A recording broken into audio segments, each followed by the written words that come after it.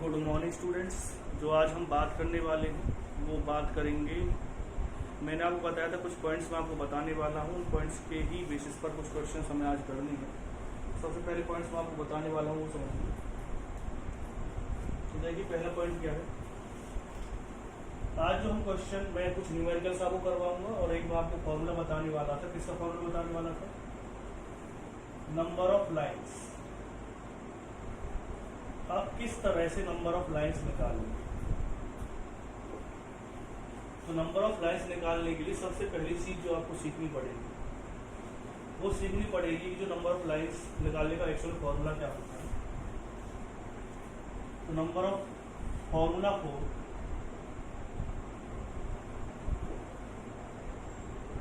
Number of lines, तो number of lines का formula किस तरह से है? n माइनस के 1 अपॉन में क्या आएगा? n क्या दे रखा है आपको? Number of shape.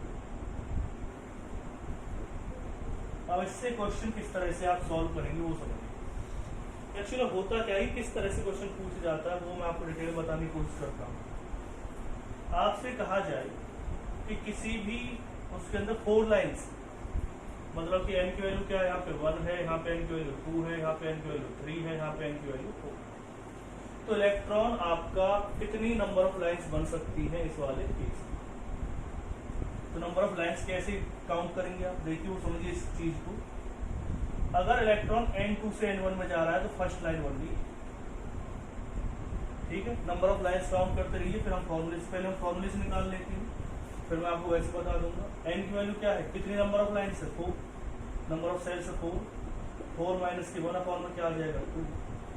तो नंबर ऑफ लाइन्स अगर हम निकालते हैं इसमें फॉर्मूले से, फिर मैं वैसे निकाल करके आपको बताऊंगा कितनी आ जाएंगी। 4 इंटू 3 अपॉन में क्या होगा? 2। कितनी नंबर ऑफ लाइन्स आ जाएंगी? 6। देखिए फर्स्ट लाइन तो याद है। सेकंड लाइन कब आएगी? जब इलेक्ट्रॉन थर्ड से किस में जाएगा?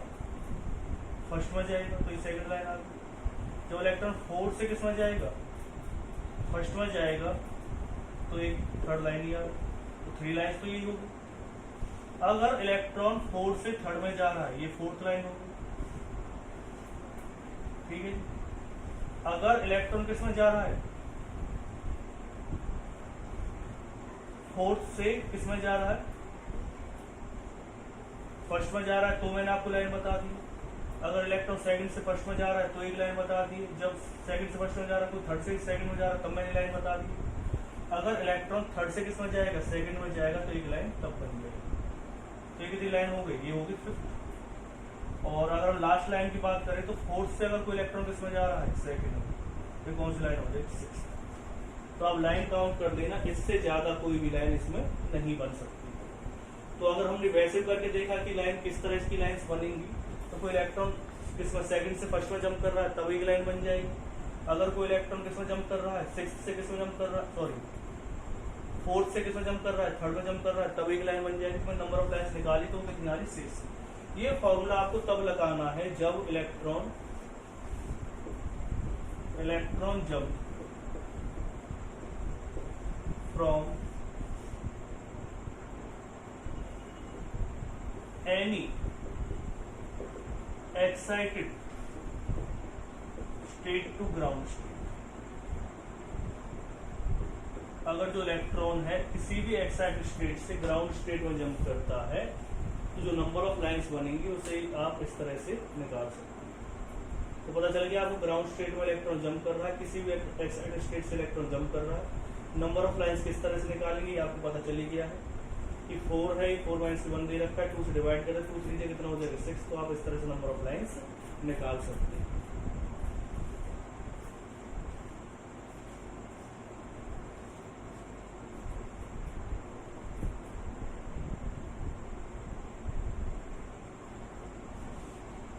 फिर है कि आप किस तरह से सेपरेशन एनर्जी निकालेंगे।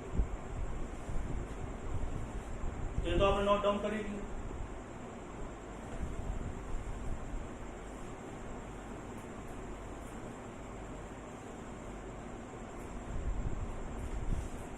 तो हम सेपरेशन एनर्जी की अगर बात करते हैं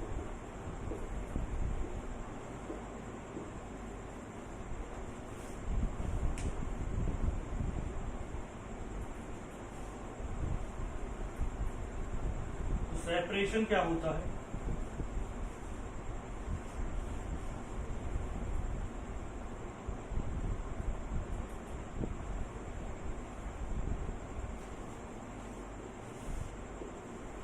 energy of any excited state.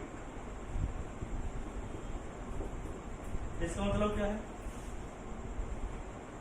जैसे आप एनर्जी निकालते हैं, अभी एक्साइटेड स्टेट क्या होती है वो मैं आपको बता देता हूं। जैसे कि कोई इलेक्ट्रॉन आपको दे रखा है और वो फर्स्ट शेल के अंदर प्रेजेंट है, तो इसकी जो फर्स्ट एक्साइटेड स्टेट होगी वो तब होगी जब इलेक्ट्रॉन कहाँ चला जाएगा? फर्स्ट से सेकंड सेल के अंदर चला जाता है। तो उसे आप क्या कहेंगे? इस वाले पॉइंट को कह सकते हैं आप इसकी फर्स्ट एक्साइटेड स्टेट।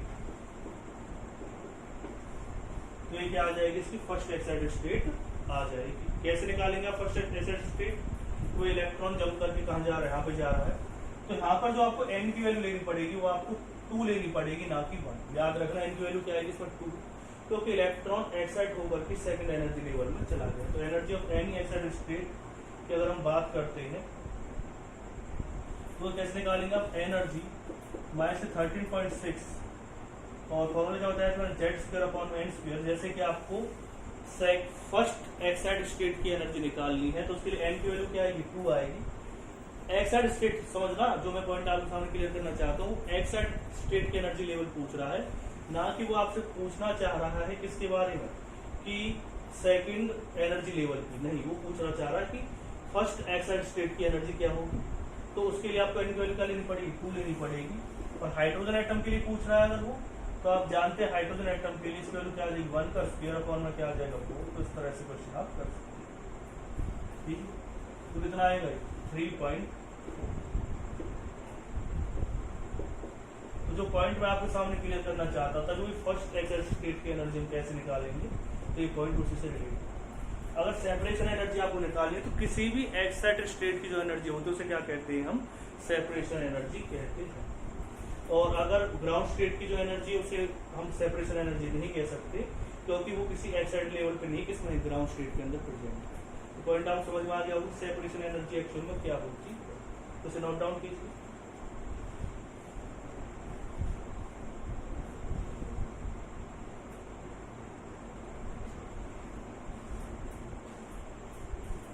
अब एक क्वेश्चन और भी आता है,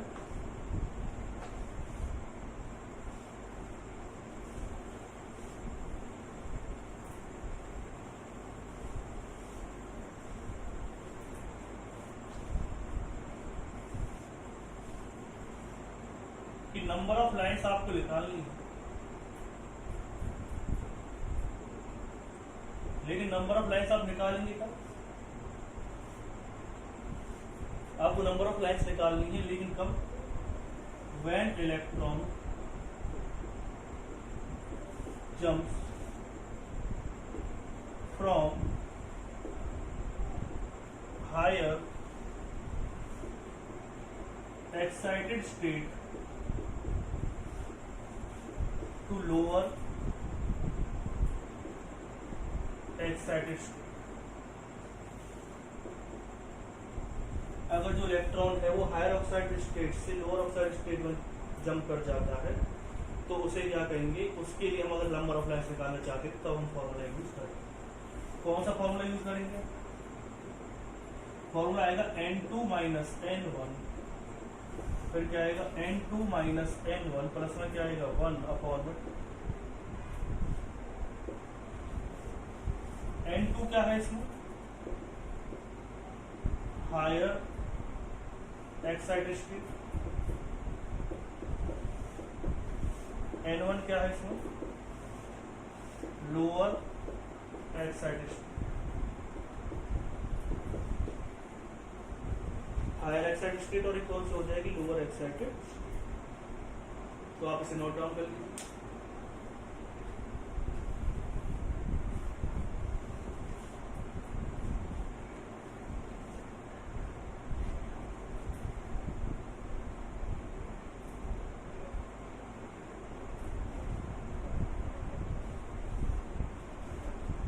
तो एक्साइटेड स्टेट मैंने आपको बता दी है, किस तरह से हम निकालते हैं आपको पता ही है। जैसे कि आपसे कहा जाए कोई इलेक्ट्रॉन है वो थर्ड एक्साइटेड स्टेट से फर्स्ट एक्साइटेड स्टेट में आया है तो N2 की वैल्यू क्या लिखी आप उसमें, थर्ड से आया तो N2 की वैल्यू आएगी 4 और N1 की वैल्यू आएगी, फर्स्ट में आया है तो N1 की वैल्यू आएगी 2। तो ये आपको याद रखना है। एक्साइटेड स्टेट के लिए हम N की वैल्यू कैसे निकालते हैं वो मैंने आपको सेपरेशन एनर्जी वाले जो टॉपिक है उसमें बताया है। अब आते हैं उससे रिलेटेड क्वेश्चंस।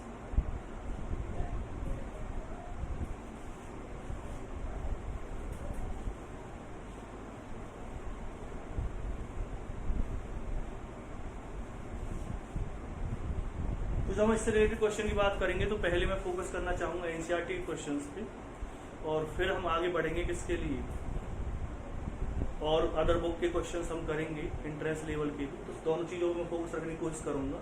तो सबसे पहले हम एनसीईआरटी पे फोकस करते हैं, फिर अदर बुक पे फोकस करते हैं।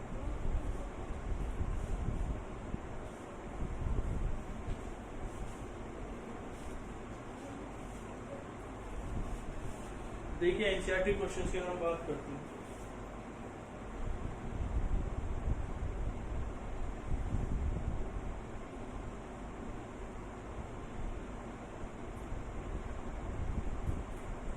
ये है question number 30।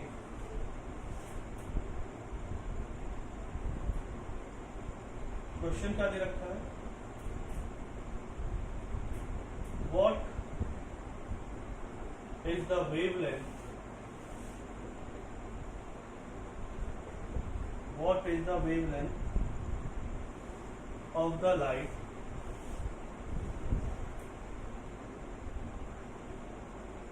emitted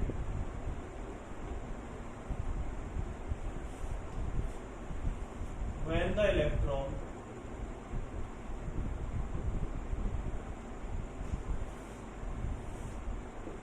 in a hydrogen atom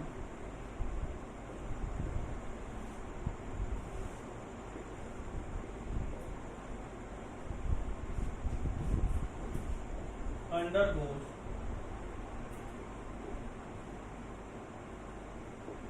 transition from an energy level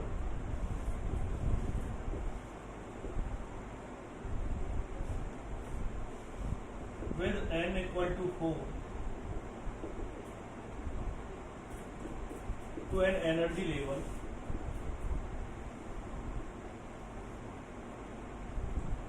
with n equal to 2।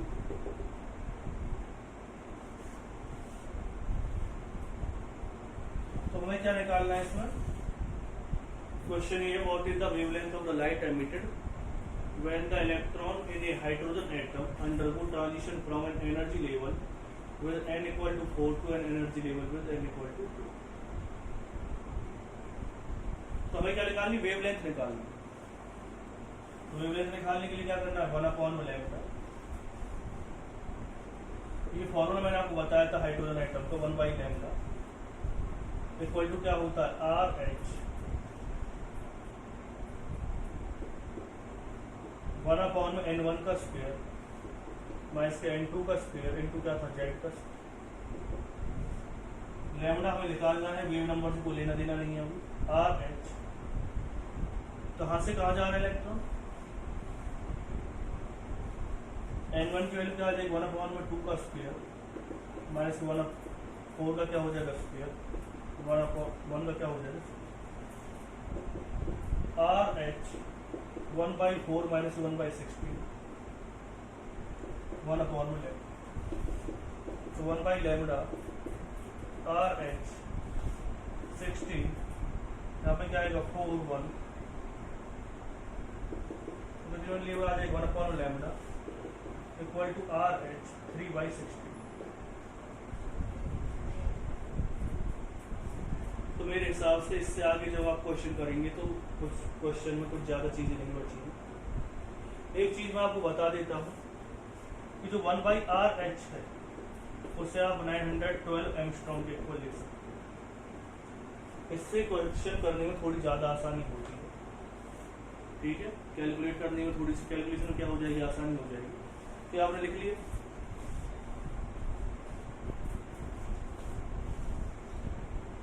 आगे देखिए क्या करना है।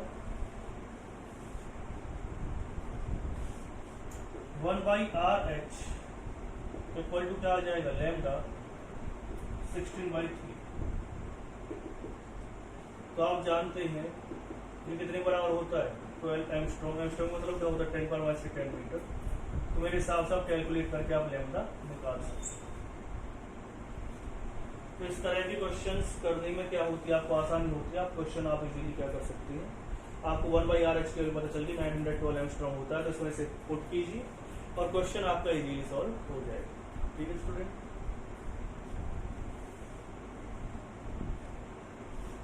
तो ये 13 क्वेश्चन था एनसीईआरटी। बस आपको पता होना चाहिए क्या क्या वैल्यू आपको दे रखी है। हाइड्रोजन एटम की बात करी, वेवलेंथ वाला फॉर्मूला है, तो आप जानते हैं वेवलेंथ में कौन सा फॉर्मूला अभी तक हमने पढ़ा है, उसी से आप क्वेश्चन इजीली कर सकते हैं। बस आपको पता होना चाहिए फॉर्मूला कौन सा लगेगा। आपने अगर अच्छी तरह से टॉपिक पढ़ा है तो 1 मिनट में माइंड में आपके फॉर्मूला आ जाएगा।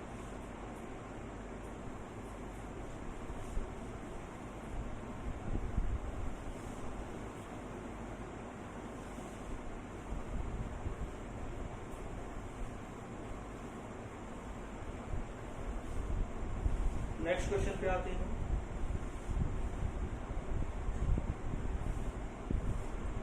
नेक्स्ट क्वेश्चन दे रखा है, question number 14। How much energy is required to ionise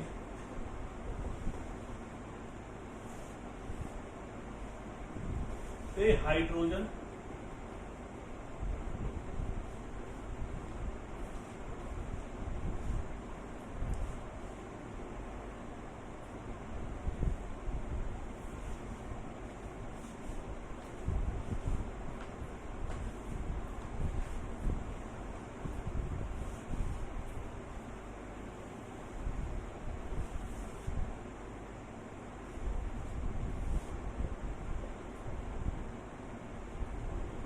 how much energy. मैं एनसीईआरटी क्वेश्चन करवा रहा हूँ आप, तो क्वेश्चन आप एनसीईआरटी में दे सकते हैं। Required to ionise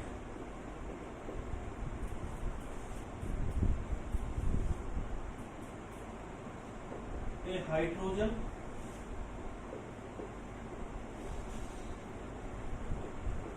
atom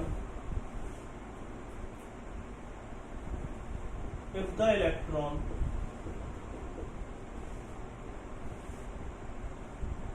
occupies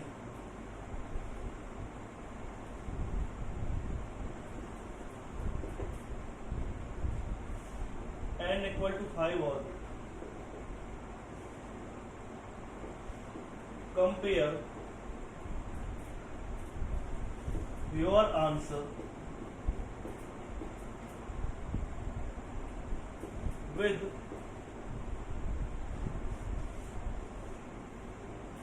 ionization energy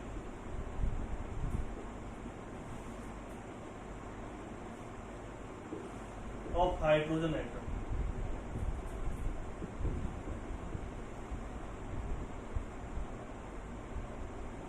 फिर ये क्वेश्चन दे रखा है, how much energy is required to ionise a hydrogen atom if the electron occupy the fifth orbit। तो आपको याद हो तो मैंने आयोनाइजेशन एनर्जी के लिए भी आपको फॉर्मूला बताया था। तो डेल E की वैल्यू आपको निकालनी है।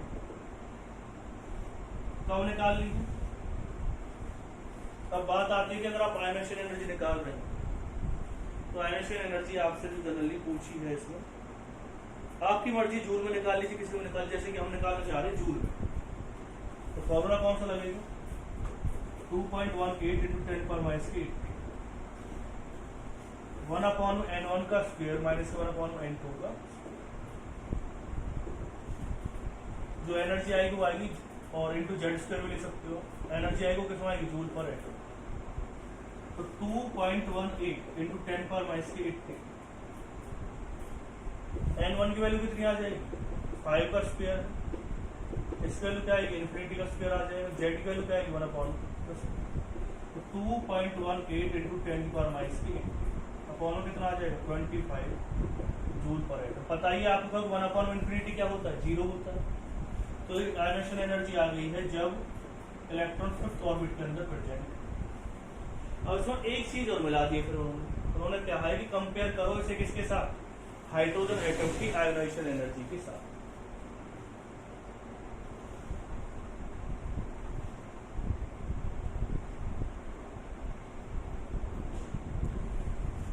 जब आप हाइड्रोजन एटम की आयोनाइजेशन एनर्जी की बात करते हैं तो पहले हम पॉइंट पे आते हैं क्या आपको डेल निकालनी है और हाइड्रोजन एटम। देखो दो एटम तो दोनों में हाइड्रोजन है, लेकिन आप जानते हैं हाइड्रोजन जो इलेक्ट्रॉन प्रेजेंट होता है वो कौन से ऑर्बिट के अंदर प्रेजेंट होता है फर्स्ट ऑर्बिट के अंदर। तो फॉर्मूला क्या लगेगा डेल ई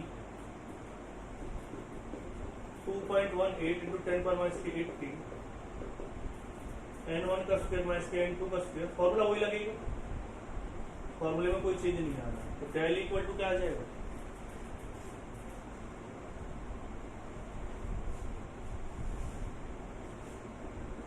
2.18 इंटू 10⁻⁸, यहाँ पे क्या आएगा 1 का स्क्वायर, क्योंकि हाइड्रोजन एटम के अंदर जो इलेक्ट्रॉन प्रेजेंट होता है वो फर्स्ट ऑर्बिट के अंदर प्रेजेंट होता है।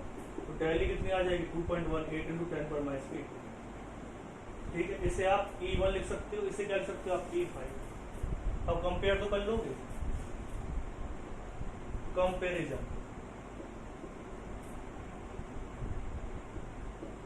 जब इसका कंपेरिजन करोगे तो डेल E5 को किससे डिवाइड कर दोगे डेल E1 से, तो जो आंसर आएगा वो आपका तो कर सकते हैं ना इतना। तो आप कहीं बिल्कुल सर इसे कर ही लेंगे डेल E5 जो आपको दे रखी है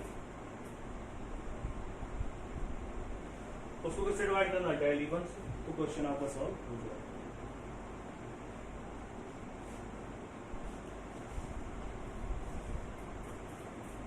नेक्स्ट क्वेश्चन देखिए,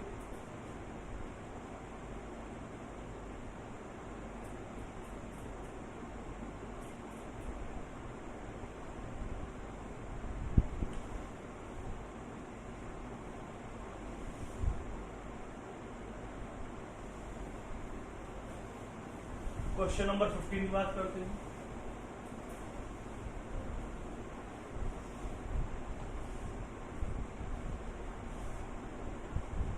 question number 15,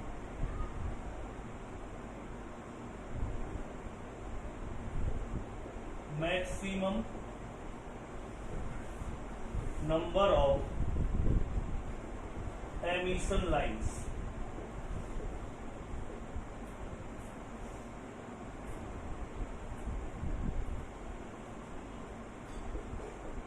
when the excited electron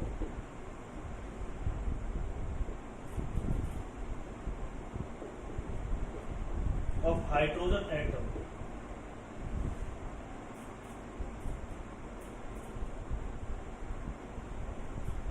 in n equal to 6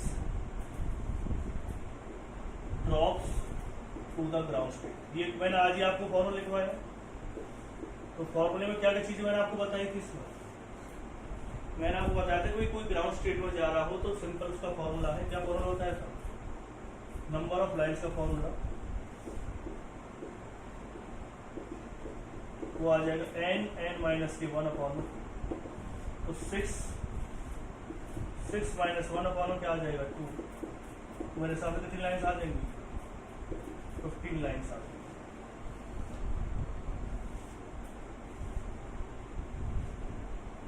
क्योंकि सिंपल क्वेश्चन था, कोई ज्यादा चीजें इसमें हमें नहीं करनी थी।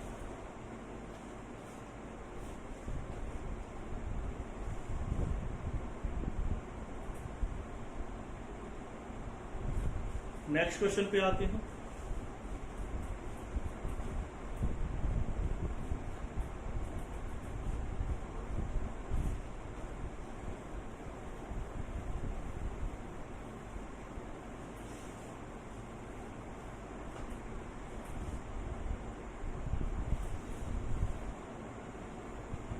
नेक्स्ट क्वेश्चन और कर पाऊंगा मैं आपको। एक चीज में जरूर याद रखें, 1 जो अर्ग होता है वो बराबर होता है 10 पर -7 जूल। ये पॉइंट भी आपको याद रखना। क्वेश्चन नंबर 16 की मैं बात कर रहा हूं। The energy associated with the first orbit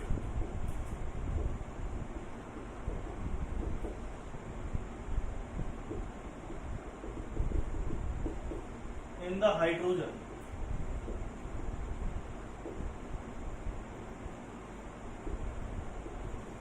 atom is -2.18 into 10 power -3 joule पर atom. What is the energy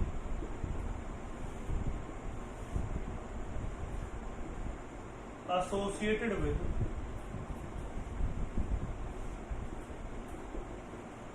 fifth orbit? इसके दो पार्ट है, तो पहले मैं फर्स्ट पार्ट की बात कर रहा हूं।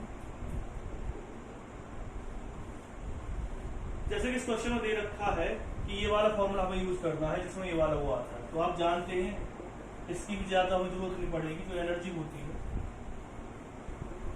उसका फॉर्मूला होता है -2.18 into 10 पर -18 Z square upon n square. आप जानते हैं फॉर्मूला होता है। हाइड्रोजन एटम की बात कर रहा है, फिफ्थ ऑर्बिट की बात हुई, तो एन की वैल्यू क्या दे रखी है इसमें 5 दे रखी है, और जेड की वैल्यू क्या है 1। बस क्या करना है आपको फॉर्मूले में पुट कर देना है -2.18 into 10 पर -18। 1 का क्या आ जाएगा स्क्वायर आ जाएगा, 5 का क्या आ जाएगा स्क्वायर आ जाएगा। बस हमको इससे आगे क्या कर देना है, जो वैल्यू आएगी उसे क्या कर देना, डिवाइड वगैरह करना है आपको, और आपका आंसर इजीली ठीक। तो ये पॉइंट आपको समझ में आ गया होगा जो मैं बताने की कोशिश कर रहा हूँ, किस तरह से आप एनर्जी निकाल सकते हैं इजीली। इसी का एक सेकंड पार्ट और है कि हम किस तरह से रेडियस निकालेंगे। इसी तरह के बहुत सारे क्वेश्चंस आपको दिए हुए हैं, अगर आप कोशिश करेंगे तो बाकी क्वेश्चंस भी इजीली कर सकते हैं। तो मैं इसका सेकंड पार्ट और करा देता हूँ आपको, तब तक आप इसे नोट डाउन कीजिए, फिर सेकंड पार्ट का क्वेश्चन लिखता हूँ।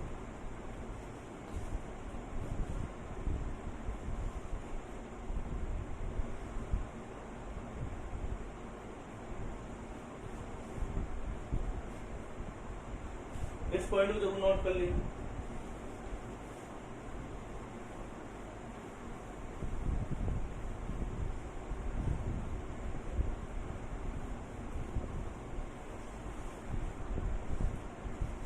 सेकंड पार्ट क्या है क्वेश्चन नंबर 16 का solve. Calculate the Bohr radius और फिफ्थ ऑर्बिट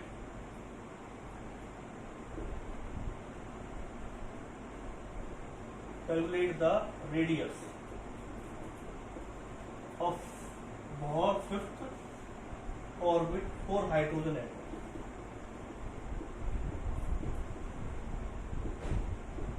तो ज्यादा दिक्कत है ही नहीं, आप रेडियस का फॉर्मूला जानते हैं 0.529, फिर क्या आएगा एन स्क्वायर अपॉन में जेड।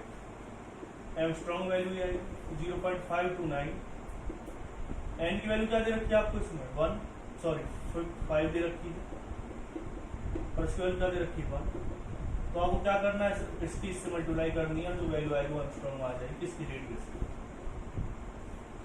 कर देंगे ना आप इजीली क्वेश्चन को।